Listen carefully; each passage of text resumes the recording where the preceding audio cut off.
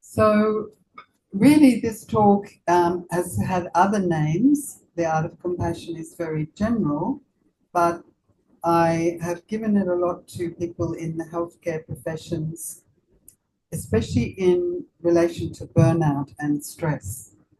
So it's really more about self-compassion. It's related to general compassion, but we will be looking at how does compassion relate to you as clinicians. So I'm curious to know what kind of stresses do you feel you're under in your work today, or doctors generally in your profession in Sri Lanka? What kind of things do you feel are challenging you? Would help me to know. Anyone want to share? Kind of things. Obviously, the workload. The workload, yeah, main one. The economical crisis has led to so many stress, uncertainty of the future, so Yeah. worried about the children, most of the people. Economical Yeah. uncertainty. Yeah. And what will be the future of our kids? Yes, To educate them, they are migrating, so Yes. there's a lot of brain drain. yes. Brain drain, a lot of brain drain in UK as well. It seems. I also went to Australia over Christmas, and I thought, well, where are all the doctors that have been leaving other countries? Everyone says they're going to Australia, but even there, they're having a crisis in healthcare. My sister is a nurse at the Alfred, so she tells me what it's like. So I'm just asking, what are the kind of stresses you have in your day as professionals? Anything else? Of course, the transport and the traffic. Transport and traffic, yeah. But we are better than India, but You still. are better than India, that is for sure. That is for sure. I think all over the world I've noticed when I'm traveling. I mean, I feel generally because the time we're at on the planet, there's never been so many people. We're really at maximum capacity for the resources available. And so there are many consequences of that. And, you know, in pollution, in environmental situation, climate, all kinds of things, food availability, sustainability. And when people are suffering the consequences of all those things, not to mention warfare or the stress of that kind of upheaval, who do they turn to for help? Often it's us, isn't it? A lot of it ends up at the feet of doctors. People get sick, they get worried, they have family problems, societal problems, and who's supposed to fix it? Psychiatrist. The doctors, not just psychiatrists, doctors in general. So I think in the context of the world situation, that what I'm seeing is healthcare professionals are under more and more stress because it's like everything is you're supposed to cure and help, and so it's becoming harder and harder as a profession. And the thing I've also noticed is that medical school you don't get taught many skills of how to survive yourself, how to look after yourself in this situation. I don't know if it's changing, whether you feel your medical students here get taught how to look after themselves, but it's a really important topic that I think we need to pay more attention to. Because also, it's not just brain drain doctors going to other countries. A lot of people who are trained as doctors, certainly in the UK, they decide they don't want to do this. It's too hard. And they finish their medical school and then they stop. So that's also a kind of brain drain. And in the UK, there's been, I think people have realised that, well-being departments have been set up in hospitals, and there's been an understanding that there needs to be more emphasis on healthcare for us. But it became a big buzzword. We have to be more resilient.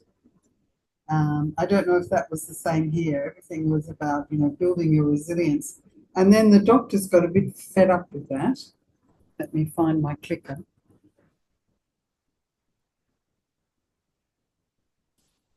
And I don't know if you saw this, it was a BMJ supplement, but this thing about what is the problem with resilient? So it's saying resilience has become a loaded word. It's a quality everyone wants and needs, but is it right to tell doctors to be more resilient when it's their workplaces that are at fault? So there was a kind of a backlash really of saying, you know, you're giving us too many patients to see, too many hours, all these conditions are not right. That's why the junior doctors are also striking in the UK, because they feel they're not getting the right remuneration. So there's a lot of systemic problems. And just to say when there's a lot of systemic problems, you have to be more resilient, I think people said, no, I'm doing enough. So there's a bit of a backlash against this idea that, okay, this whole work-life balance thing, you know, you can come and work as hard as you can at work, and then in your time, you need to do your exercise, your yoga, your good diet, your meditation, your art, your walking in nature. And it's quite hard to fit that all in. And that's time is often the thing that people say is most squeezed. Even time to be with your families and your children, which has a consequence. So I was looking into this subject of burnout a lot, and this is for the Journal of Holistic Health. I've always been very much a holistic health practitioner, so I like the model of a human being as mind, body, and spirit. And in this article, myself and this psychology graduate lecturer, we wrote an article because she'd done a lot of work on burnout and said that when she really did a deep dive into why people were burning out, they can have all the knowledge in the world and all the help in the world, but there are often, what she found, there are often childhood patterns which make us overwork, that there's something driving what we are trying to achieve. And she found that in a lot of medical professionals. And so we tend to be a bit perfectionist. We tend to often want to people please, or we've got very high expectations of ourselves. Even to get into medical school or to do the job we do, there's something in us that's driving that behavior. So we can have a tendency to overwork. And if we don't address what is it that we're not attending to in ourselves, we'll probably never kind of get that balance right, because it's something inside of us that's causing it. So it's worth just bearing in mind this context of how we are in our lives and how we are with each other and ourselves. So that brings me on to the main topic of this talk, which is really about compassion, because I've found that's a quality that people expect of us, isn't it? When we're giving care, when we're giving health care. They don't like doctors who are a bit cold or detached or abrupt. They want you to be kind. They want you to listen. They want you to give them a feeling of kindness. That's quite a tall order as well. We're not really taught how to do that. It's something people have as a natural tendency or not, but you can cultivate it. So I'm just going to start by asking, in general, what does compassion mean to me? Or what does compassion mean to you? Any takers?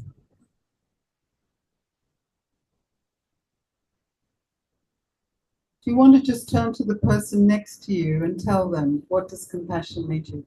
There's no right or wrong answer. This isn't an exam. It's entirely what it means to you. So just turn to someone next to you If you're not sitting next to someone, please move and sit next to someone.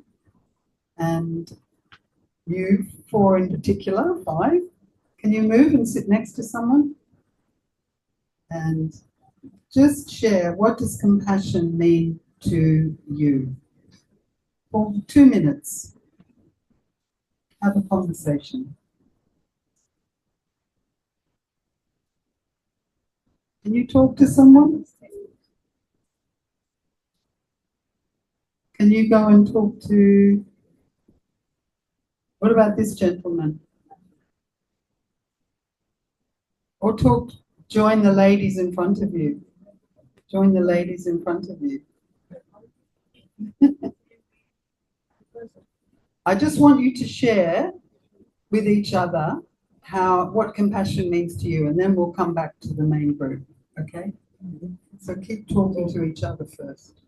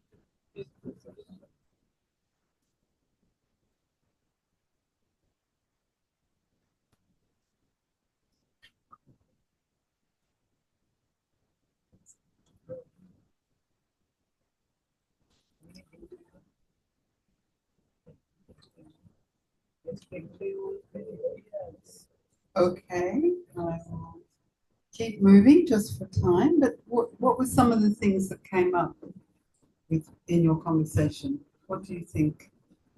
Is anyone going to be brave? Share? Wanting the other person to be free from worries and happy. Very good. Anyone else going to share?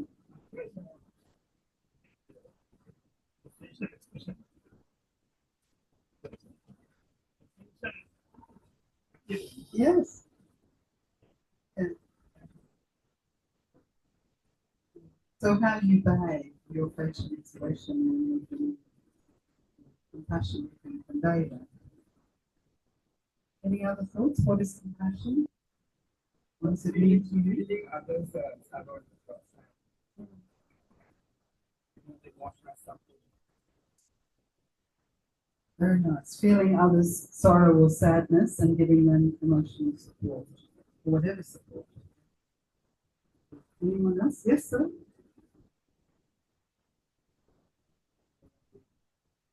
Supplying to the loved ones whatever they want.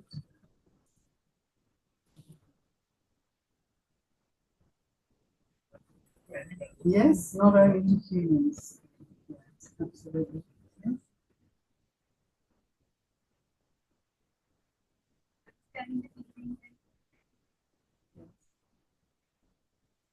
Yeah.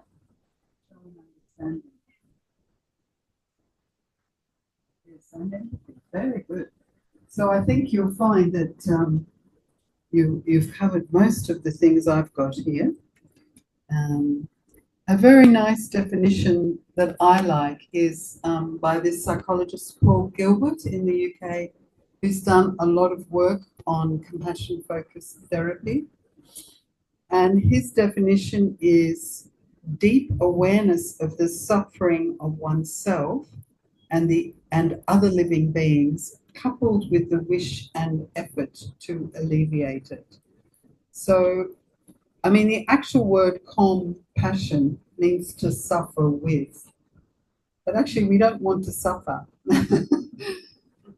There's another way of it, but there is that sense, as you say, of understanding, of empathizing, of feeling what the other one feels. And it's not just, it's oneself as well as included, oneself and other living beings, other sentient beings. And then it's not just saying, oh, it's not just empathy, oh, I feel sorry for you, whatever. You do something. There's some action that's associated with it. There's a very nice Myanmar saying, when the sunshine of loving kindness meets the tears of suffering, the rainbow of compassion arises. So I think this is the sense that it's in the context of suffering. Compassion arises when we notice something in someone else that's not right.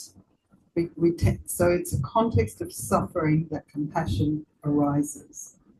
So that's an important thing to note. And there were some researchers called Atkins and Parker who did a lot of breaking down of what is included in compassion, and I find this very helpful as well. The first, because it relates to the practices also we'll do for ourselves, first step is attending. So paying attention to the other and noticing. So if you don't even notice that someone's a bit down or that there's something wrong with that person, or even yourself, if you're not in tune with yourself. So the first step is just noticing. It sounds simple, but how often do you see people just walk past someone who's in a bad situation and you feel you have to stop and see what's happening? So understanding, like you mentioned, okay, making an appraisal of the situation. What are the causes that are contributing to this distress? And obviously, as doctors, we're doing a lot of appraising, diagnosing, that kind of thing. Empathizing. So you mentioned empathy. So empathy is that felt response where you feel someone else's pain, not too much, just a little, because you don't want to go down with them as well. This is one thing they say about compassion. Compassion requires a bit of empathy, but because you really ultimately want to help and do something to alleviate it, you need to stay strong. So it's the whole thing of put your own oxygen mask on first, or that kind of analogy. So empathy, but you do feel it.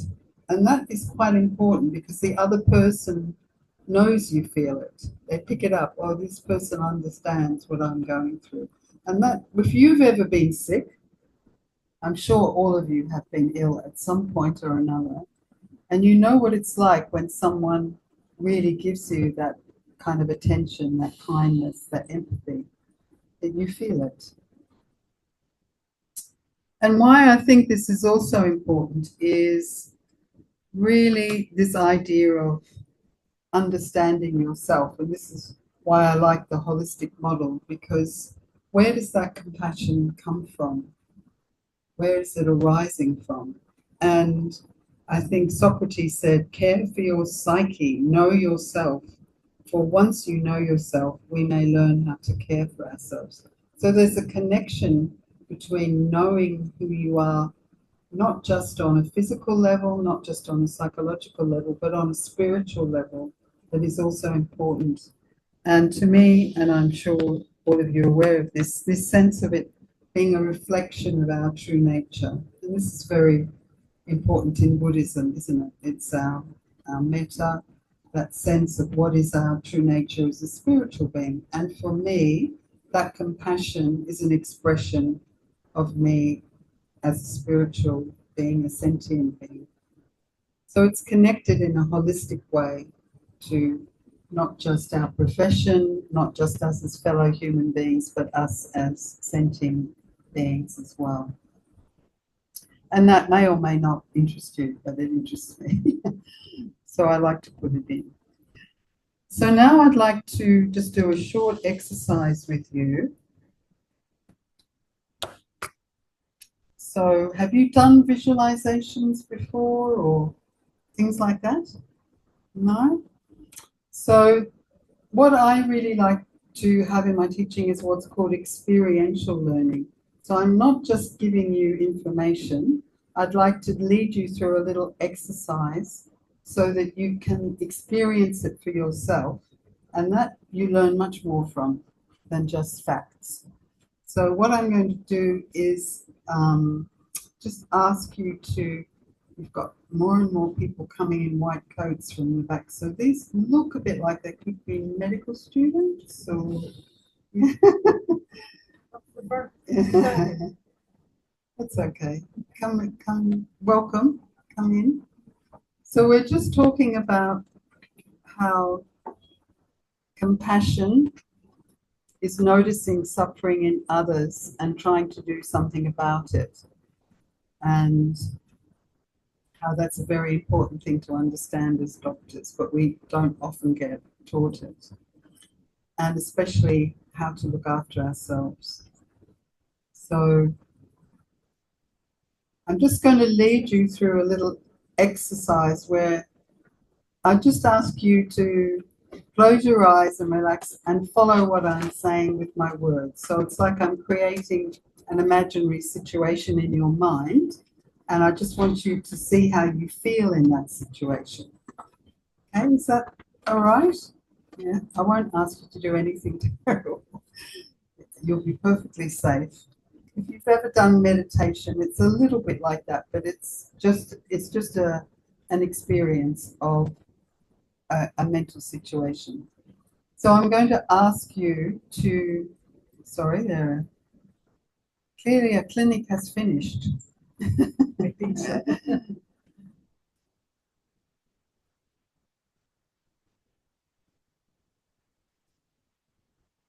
So it's probably best to wait till they sit down and I explain again what I'm going to do. No, it's okay. They can stay there, Colour. It's all right. It's okay now. They can stay there. So for those of you who've just arrived, we've given an introduction on why compassion is important for doctors, both for the people we look after, but also for ourselves. We've looked at a definition of compassion, which is it arises in relation to suffering. When we see suffering, I'll just go back.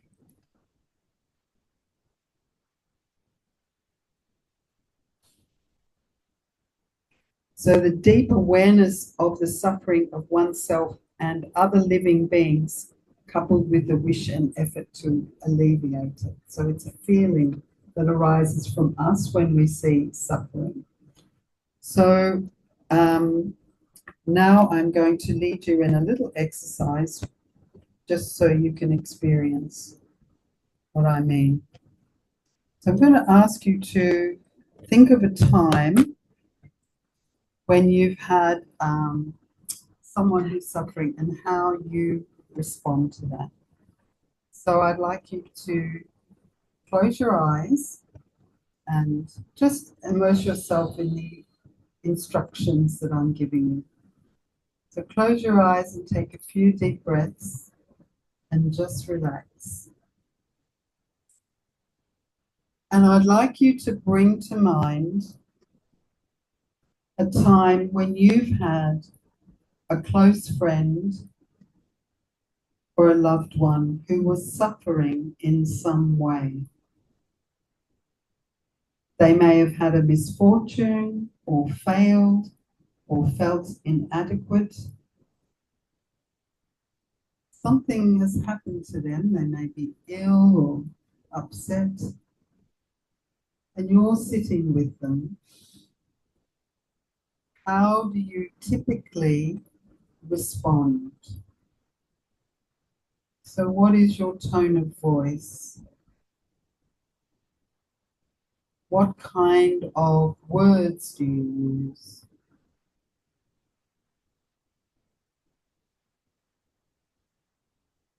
So you're sitting with a friend or loved one who's suffering. How are you talking to them?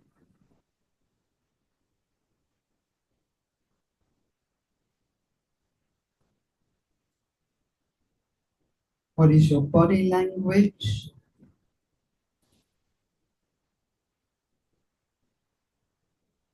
Do you do anything? Do you make any gestures? Hold their hand, give them a hug.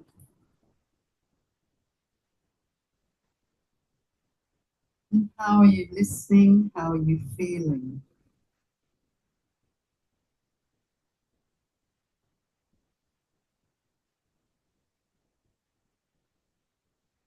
So I just invite you to notice.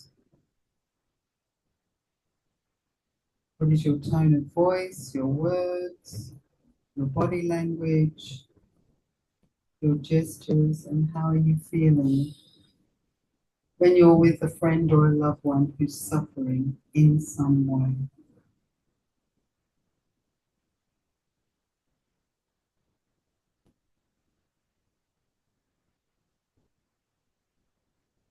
And now I would just ask you to park that for a minute, put that to one side, but still stay with your eyes closed. And we'll move on to the next scene.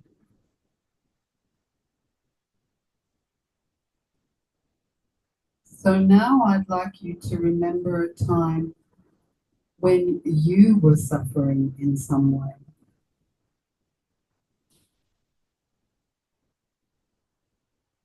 You may have had a misfortune or failed or felt inadequate.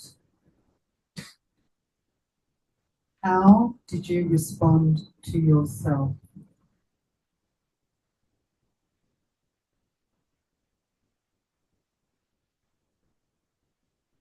What was your tone of voice with yourself?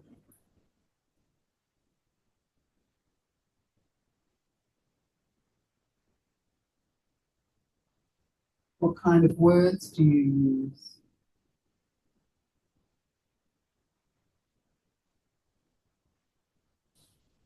What is your body language or your gestures?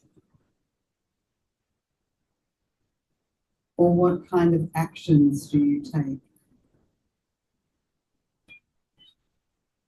So you were suffering in some way.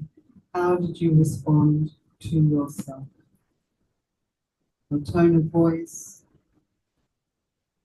your language. How are you feeling?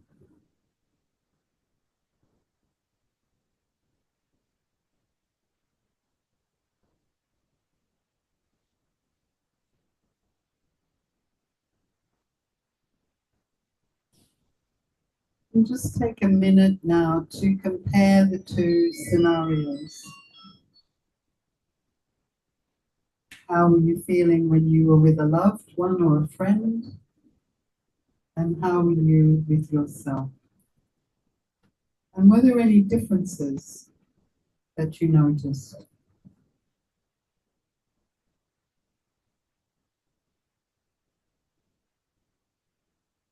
And then again, I invite you to now just open your eyes and turn to the person next to you and just share what you noticed. You don't have to share the situation, but what did you notice about how you were with a friend or loved one, and how were you with yourself? And were there any differences? So just share for 2 minutes, find someone. If you sit there not talking to anyone, I will find you and I will put you with someone. So you might as well choose someone. You can do twos or threes if you can't find a two.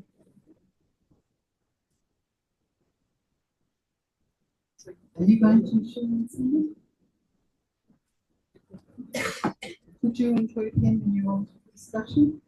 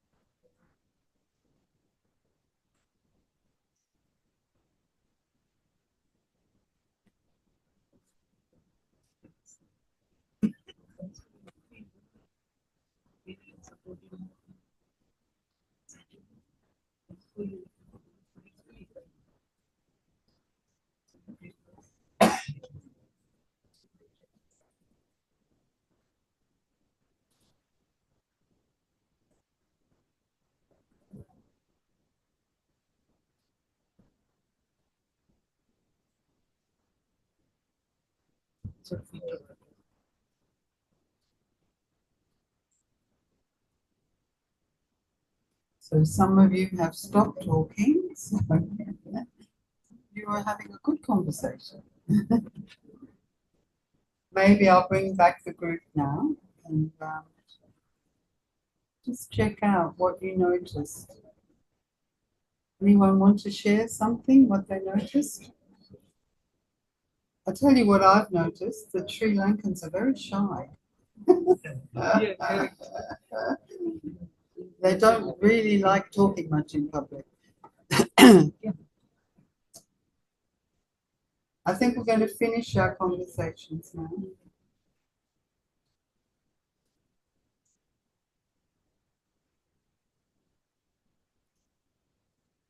Can I ask you to finish up your conversations now? So what did you notice? Anyone? Yes? One brave person, great.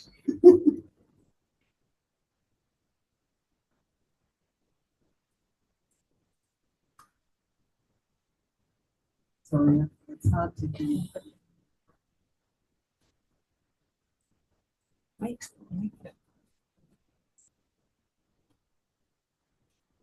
was very sorry for her, but I think I used to advise her to be happy, to stay calm and be positive. Like that, I always used to advise her. But in my case, I used to suffer a lot.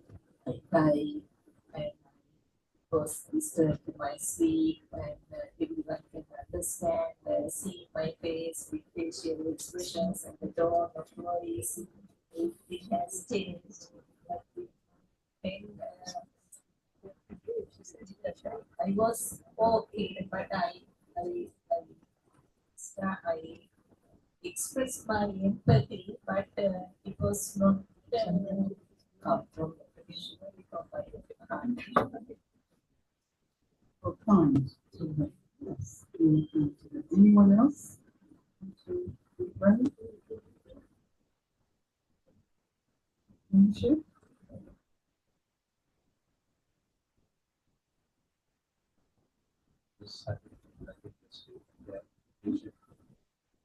Was asking for what about his function, she could explore it, and I think my background was background for that. Yes. My daughter was there, but she was also trying to explain to me. I really like her that.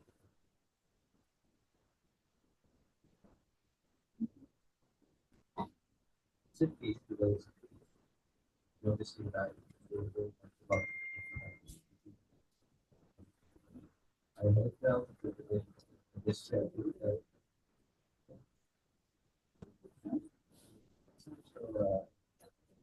myself, try to be as much as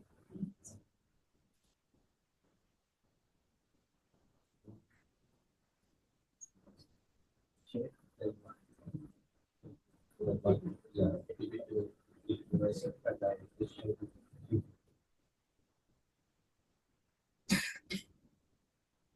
In general, did people notice a difference between how they were with other people and how they were with themselves? Is that a common experience? So who were you nicer to? Who were you kinder to? Who felt they were kinder to the loved one or the friend than to themselves? Just put up your hands. Who was kinder to the other person? A lot of people. Who was about the same, as kind to themselves as the other person? 1, 2, 3. Who was more kind to themselves? Ah, few people as well, more kind to themselves. So they've done a lot of research on this, and the statistics show that really it's very common that people find it easier to be kinder to others than to themselves. About 80% of people say that they find that easy. So we know we have compassion in us because we can use it with other people. About 15% of people say they're equal, and only about 5% of people say they're more kind to themselves than others. And sometimes we have to check they're not the narcissist amongst us. People who always put themselves first once I did, but if someone has really learned that art of being kind to themselves, that's unusual. So there are lots of reasons we're not very kind to ourselves. You know, it can be our upbringing, the culture, the way we were spoken to as children, just the general tendency that we're not able to really give ourselves the same kindness that we give each other in a real and profound way. And this is important. According to the Dalai Lama, who says to develop genuine compassion towards others, first have the basis upon which to cultivate compassion. That basis is the ability to connect with one's own feelings and to care for one's welfare. So I always feel this is very important for doctors to learn, that caring for others really needs caring for yourself as well. And there could be lots of reasons for that. Why do you think that's important? Anyone?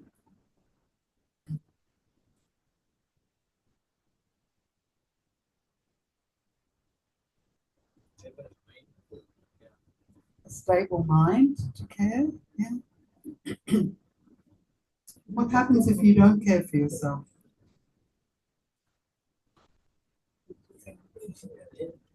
Yeah, you get sick. You get sick, you get burnt out, you get stressed. All those things that we know are risks. And it's very high risk in the medical profession. Alcoholism, suicide, burnout, all those statistics. It's not a joke. We are not very good at looking after ourselves, as a rule. Maybe all you are because you're here at this talk. But I think we can all improve a little bit. But as a profession, on the whole, we really need to develop more skills for self-care because it's a very high demand profession. So a psychologist in America, Kristen Neff, who created the Mindful Self-Compassion program, her definition for self-compassion is really quite simple. Responding in the same supportive and understanding way you would with a good friend when you have a difficult time, fail, or notice something you don't like about yourself. With self-compassion, we give ourselves the same kindness and care we would give to a good friend. And she has 3 components. So we want to talk about being your own best friend. When something happens and life will always bring its ups and downs. Often, who do we turn to? We will turn to family, friends, external supports. And sometimes they're very good, they're there and they can help support us, but sometimes they're not. You know, it's not totally reliable, but we have a source of compassion within us because we know we can give it to others, and it's a reflection of our true nature, as I said earlier. So if we could tap more into that resource, we would be able to look after ourselves better. So the first component is mindfulness, or that ability to notice, which I talked about. The ability to notice is the first step. So when we are in a contemplative practice, or just have the habit of being able to sit with ourselves and see what we're feeling. And we're not very good at that either. But if you want to heal it, you have to feel it. Often we suppress our emotions, our feelings, or we avoid them, and then it comes out as some kind of illness or symptoms. So if you can really sit with yourself, and that's often what we're doing in a meditation practice, is we're checking in with ourselves and saying, as you would with a friend or a family member, how are you? You're saying it to yourself. How am I today? What's going on? Just that ability to go inside and see what's happening here. Common humanity. So it's a fact of life that we all suffer. I'm sure all of you have had some kind of illness. You've lost a family member. You've had some stresses and strains in your life. No one in this room will have been free from suffering. So actually suffering is what connects us. And yet when we suffer, as you said, you tend to isolate. Suffering makes you feel like you're alone. And so often there's that feeling of withdrawal. And yet, if you think about it, a lot of us are feeling the same thing on the planet at the same time. And then this component of self-kindness. So really giving myself that support, giving that energy of compassion to myself. And the reason this is important, and I'm just going to go a little bit into the physiology of it, which I think some of you may be familiar with, but that ability to be mindful or to be contemplative or sit in a quiet state of mind with yourself or look at what's going on inside versus over-identification. So in CBT, we'd call this like rumination and all the kind of different thoughts we can have. We can over-identify with our thoughts, and we can cause that catastrophizing and all the different categories of thinking that you find in CBT fall into this. So this tendency to over-identify with our thinking, and yet we know that thoughts come and go in our mind, feelings come and go in our body. We are not our thoughts and feelings. We're observing them and we're experiencing them, but they're different to us. So this ability to step back a little bit and just create a space is a very good skill to have and to understand what our feelings are. Common humanity versus isolation, I've spoken about. And self-kindness versus self-judgment. So there is often in us an inner critic, we call it. So we might speak to ourselves in a way that we would never speak to a friend. You know, when a friend is, like you said, you give your friend advice, it'll be okay, we'll be fine, you know, you reassure him. Something happens to you, what do you say? Oh, you're weak, you're pathetic, pull yourself together. Come on, you can, you know. So it's the tone of voice that we use with ourselves that is often really a bit self-critical. And I'll explain why that's important later. I think he might have turned his aircon down, but I would like it a little bit cooler, if it's all right. So 3 types of emotional regulation systems. So this is why it's important how we think, the kind of thoughts we're having. And I'm sure my colleague here in sports medicine, you would know the power of thought in achieving results in sport, and often sports teams now have psychologists and people to show them the mental effect that their attitude and their thought patterns are having on their performance. So for all of us, understanding these emotional regulation systems are important, because the kind of thoughts we're having is affecting our brain, and it is affecting our body, and ultimately it can lead to health or it can lead to illness. A lot of psychosomatic illnesses related to these systems. So the red one, I think you probably do know quite well: flight, fight, freeze. And the kind of emotions that are generated from that are fear, anger, anxiety, disgust, and it's the threat focused. So it's driven by the adrenaline and cortisols. So it's really needed when we're in danger. It gets us acting quickly, it rediverts blood supply, all that kind of thing.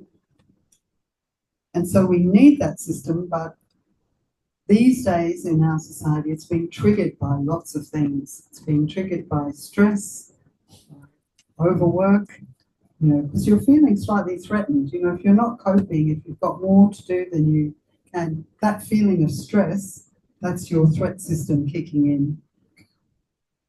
The other systems which you may be less familiar with, the dopamine system, this is getting a lot of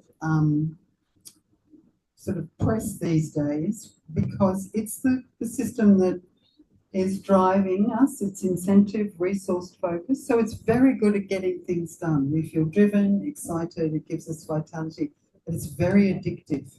When we get something done, we feel that satisfaction. It's like a dopamine hit, we say.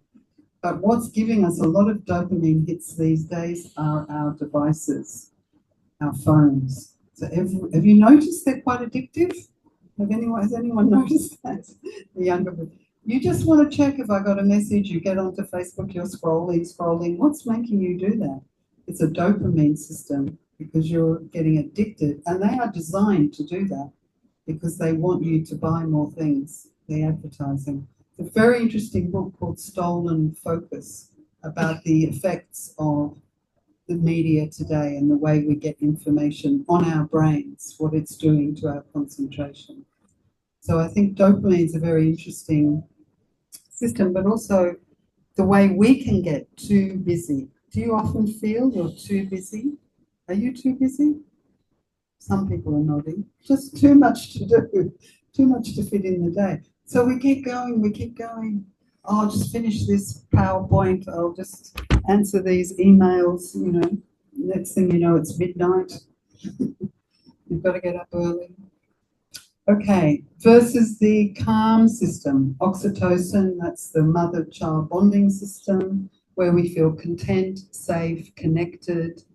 It's where kindness, the soothing comes from. So you'll all have something in your life which gives you this. It might be walking in nature, it might be sport, it might be being with friends, painting. But what is the thing that when you do it, you just go, oh, that feels safe, I can relax now, it's good. So that's your soothing system. And we need to keep this in balance. They all have a role. It's not like they're bad, but they're very out of balance today. And just another aspect of that. So what's important about self-criticism, and they've done research on this as well in the brain, is that when you speak to yourself in that harsh tone of voice, or you're putting yourself down, or you're criticizing yourself, it's triggering the same part of the brain as an external threat. So that amygdala, hippocampus area, the threat system is activated by the way you talk to yourself. And most of us don't realize that. We're actually having a physiological effect on ourselves by the way we speak to ourselves. Also the self-esteem. So we often prefer really to look at self-respect, but self-esteem is thought to be a good thing, but again, it's using the dopamine system, because you tend to be comparing yourself to other people. If you base your self-esteem on feeling better than others or worse than others even, then that's not so healthy. Whereas the self-compassion system, this mammalian caregiving system, very soothing, it's the oxytocin and endorphins. So that's calming your system. That's why I say you need to be kind to your nervous system. We're not, we're actually causing things. And just a couple more slides unpacking that. So this threat response. So the fight response, that aggressive energy, when you turn that inwards, it becomes self-criticism. So we want to apply the antidote of self-kindness. The flight response, I want to go away, teenager, go to my bedroom, close the door, not talking to anybody. Isolation. So just remembering that we all suffer. And the freeze, that sense of rumination, those thoughts going round and round in my mind. I can't stop them. Why did he say that to me? Why did this happen? How dare they? Or this is a terrible thing. You just can't stop thinking about it. So that ability to go within and calm your own mind, very good skill to have. So I'd just like you to think about in your life, how much time are you spending in the red circle, the threat focus system? How much time are you spending in the blue circle, being busy, getting things done? And how much time are you soothing yourself, letting your nervous system just be calm, letting that happen? And for most people today, it feels a bit more like this. That sense of feeling under threat, feeling stressed, irritated, just not quite in the nice flow of life that we want. We're getting things done, but we're too busy. And that time where we can just really chill out and do nice things, getting shrunk and shrunk and shrunk. So what effect is that having on our bodies? And this may be why we're getting more and more ill. So this mindful and compassionate response to stress, and it's a lot about reacting versus responding. And of course, emotionally, when we know we can respond to a situation rather than getting triggered, where we just, react in the moment, it's a very good thing to do. So if we're not aware really of what's going on inside, or how I'm feeling, or how my thoughts are creating a reaction, then I'm really on autopilot. And this flight, or freeze system causes sympathetic activation. So you will all have learned this in your physiology. And that creates acute hyperarousal. So your heart rate's increased, blood pressure, inflammatory markers, chronic stress reaction, and all the diseases that are associated with that. And then maladaptive coping. So denial, isolation, overworking, overeating, substance and technology overuse. So it does have quite serious consequences if you're really running on this system. And you'll just maybe sleepwalk into it. You just find you're doing it without realizing. And then that can lead to burnout and a breakdown. Whereas what we really want to cultivate is this compassionate, mindful response to ourselves, because then we remain calm and connected. And it's a parasympathetic activation. So we remain open, receptive, and curious, and seeing new possibilities, growth, and regeneration. And that leads to well-being, physical and mental health, and resilience. So this is why it's important to take these things seriously, especially to the medical students. I would say it's good for you to learn this early, because it's a long journey being in a medical career. You need to stay the distance, so it's good to learn how to look after yourself. And just in case you thought being kind or compassionate to yourself is a bit wishy-washy or fluffy, just to say there's this idea of the yin and yang of self-compassion. So that idea of self-soothing, comforting, validating yourself, really being your own best friend, your own coach. A coach has a very nice attitude, don't they? So come on, you can do it. You're in the gym, you've done 5 push-ups and you can, come on, you can do another 5. And somehow, because they're encouraging you so much, you do it. As if you're just left to yourself, you don't. So being your own coach. Whereas the yin side, the yang side, sometimes we need to stand up for ourselves, protecting, providing, motivating. So sometimes we need to learn to set boundaries, to say no, be able to identify that is not okay. It's not okay for me to do an extra shift on top of everything else. So learning how to speak up and protect yourself is also part of self-compassion. So we're nearly there, but I'd like to end on another little exercise. Is that okay? We've got time? Yeah, good. So how are we going to help ourselves to be kinder to ourselves? How are we going to help ourselves to trigger that feeling of compassion? So we talked about this earlier. What are the universal triggers of compassion? So who of you, when you were sitting with a friend who was suffering, who gave them a hug? Who gave your friend a hug or held their hand or just went, there, it's okay. So we know that kind of effective, I mean, you have to be careful as a doctor with your patients about this, but we were talking about with a friend or a loved one. But even with patients, often I would put my hand on their shoulder or something. There's some kind of thing about soothing touch that's important to give that feeling of compassion. Gentle vocalization, so when someone is suffering, you notice your tone of voice is usually soft and kind. You're going, I'm sorry to give you this bad news, or you deliver it in a certain tone of voice.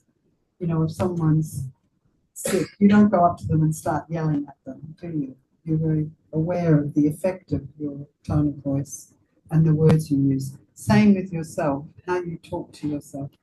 And I've had sessions where when I've done that first exercise, people have burst into tears because they realize they're speaking to themselves with such a harsh voice. They never realized that their own tone of voice to themselves was so harsh. Physical warmth, so we might offer a cup of tea or something, and then smile. I think you mentioned this gentleman here. You said in the beginning, you show compassion through your face, through your demeanor, through your behavior. So your facial expression can have a big impact on people that you're around, how you look at them, just how you smile or you show that you care through your face. Because people recognize that. That's how we communicate with each other, is through facial expressions. So we need to be aware of how powerful this is and the effect it can have on people. But sometimes we can also do something called an inner smile, like just to yourself, just saying, oh, it's okay. So we're going to use these universal triggers of compassion and just do a little exercise where you are going to give yourself compassion. Because this is a useful skill to have, that when things are going wrong, before you react, before things escalate, just to give yourself kindness can really change the energy of the situation. And you're giving yourself support and that kind of energy of love that is really going to help you cope with the situation. And the benefit of this and learning this skill is you can do it on the job. Often we're told, do yoga, do gym, do exercise, do an art class, but it's always afterward. It's after the things happened. Whereas this is a technique that you can use when you're in the job. And I would use it, I began to use it a lot at work. I'd be sitting with a suicidal patient, people who are very distressed, whatever's going on. And quietly, while I'm listening to the story, I'm still listening, but I'm thinking, it's actually quite hard to hear this.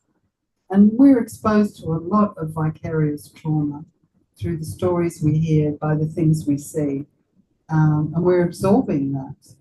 So it's really good while you're hearing the story or while you're in a situation, just to remember, actually it's quite hard to hear this or be in this situation. Let me give myself kindness just because I'm here. And you're helping your nervous system remain in a stable, calm state. Because you're picking up energy from your patients and the situations all day. And that's it, and that's going to have an effect on you. So if there's something you can do while you're in the job, that's really going to be helpful. You just have to remember as we get too busy. So let's just do this little exercise. And again, I will just ask you to close your eyes and I will speak the words like a visualization. And before we do that, I just want you to see if there's any soothing touch that works for you. So close your eyes and maybe just hold your own hand or give yourself a little hug or stroke your arm, what you would do for someone else.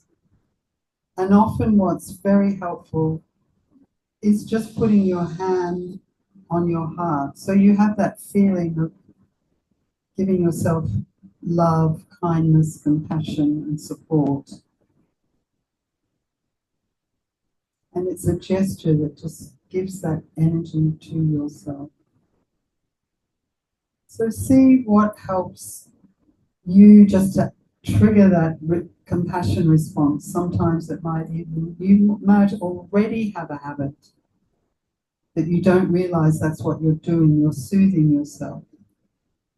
You might stroke your arm or your leg, something that is calming you down. And now I would invite you to bring to mind a situation in your life right now that is difficult and it's causing you a little bit of stress. It might be a health problem, a relationship problem, a work problem, or even a friend who is struggling. So something in your life right now that's a little bit difficult, a mild to moderate problem. So when you think of it, you can feel a little bit of tension in your body. It shows itself. When you remember this situation, maybe your shoulders get tense or you just feel a bit uncomfortable. Just see, hear, and feel your way into the problem to the extent that you experience a little bit of uneasiness in your body. So you're noticing that it's stressful.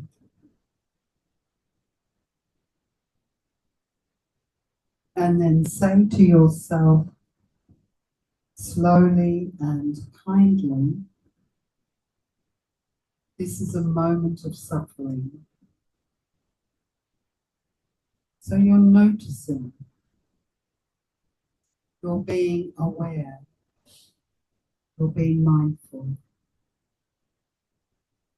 And you may have your own words for this. It might be, this is hard, this hurts, this is difficult.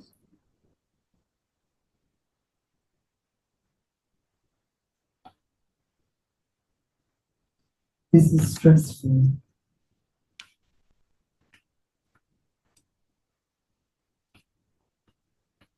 So you are acknowledging and validating your own feelings.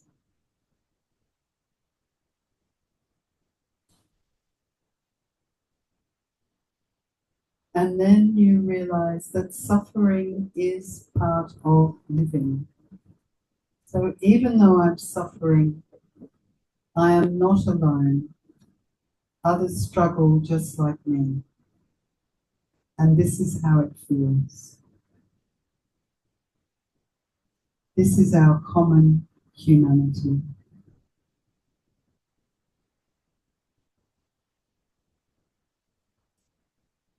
And now I invite you to put your hand on your heart or wherever it feels soothing for you, just to give yourself that energy of love and kindness.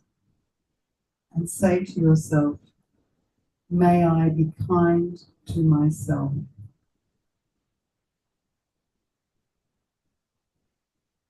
You might have your own words. See what feels right for you. May I be friendly towards myself.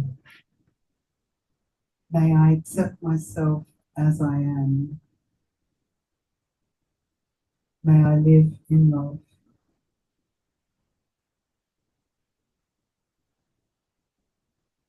And if you find that you're struggling to find the words, just imagine a dear friend who is having the same problem as you. What would you say to that person heart to heart? Can you give that same message to yourself?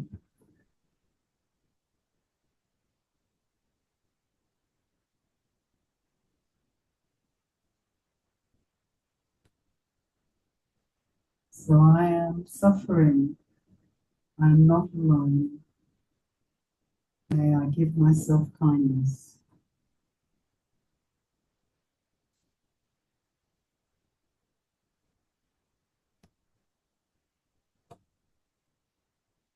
And then gradually come back from this, opening your eyes, putting your hand on. That's just to give you a little flavor of a practice a simple practice. There are many self-compassion practices if you want to develop this skill. If you are interested on SoundCloud, if you put my name in, there are a lot of commentaries that you can access on self-compassion. And I am part of an organization called the Janki Foundation. So we've developed a lot of resources for healthcare professionals to help support them.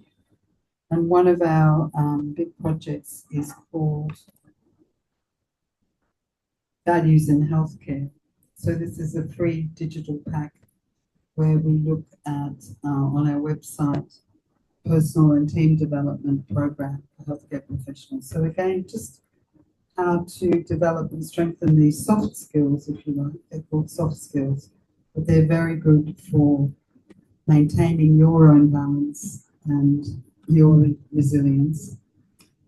And recently, I wrote this book, Stillness in the Storm, 7 Tools for Coping for Fear and Uncertainty. So again, they're useful for yourself or for patients. Creating inner safety, being present, loving myself, stepping back and accepting, empowering myself, connecting, and discovering inner peace and wholeness.